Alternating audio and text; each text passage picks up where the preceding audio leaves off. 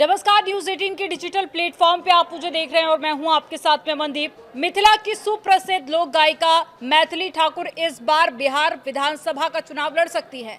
हालांकि ऐसी सिर्फ चर्चा है। बीजेपी के नेता नित्यानंद राय और विनोद तावड़े से मैथिली ठाकुर की मुलाकात के बाद से कयासों का दौर शुरू हो गया है। अब सवाल है कि अगर वो चुनाव लड़ती हैं तो बीजेपी किस सीट से उन्हें मौका देगी। मैथिली ठाकुर इसी साल 2025 में 25 साल की हुई हैं, यानी कि वो अब विधानसभा चुनाव लड़ने के योग्य हो गई हैं। अगर 2025 में बीजेपी उन्हें टिकट देती है तो 2 सीटें ऐसी हैं जहां से मैथिली को मौका मिल सकता है। पहली सीट है बेनीपट्टी और मैथिली ठाकुर बेनीपट्टी की रहने वाली भी हैं।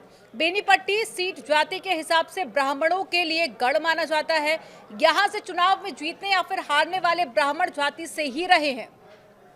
1972 में मधुबनी जिला बना और उसके बाद से अभी तक तेज नारायण झा ने 1972 से लेकर 1977 तक, योगेश्वर झा 1980 से 1985, 1990 और फरवरी 2005 में चुनाव जीता। विनोद नारायण झा 2010 में जीते थे और पूर्व विधायक योगेश्वर झा की बेटी भावना झा 2015 में यहां से उन्होंने जीत हासिल की थी और 2020 में फिर से विनोद नारायण झा को ही बीजेपी से जीत मिली थी।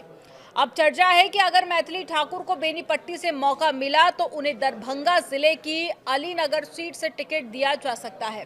अलीनगर सीट के वर्तमान विधायक मिश्री लाल यादव बीजेपी से हैं, पर बगावत के आरोप लगे हैं। माना जा रहा है कि ये आरजेडी में शामिल हो सकते हैं। अगर ऐसा नहीं हुआ तो भविष्य में उन्हें विधान परिषद या फिर राज्यसभा में भेजने पर भी विचार किया जा सकता है।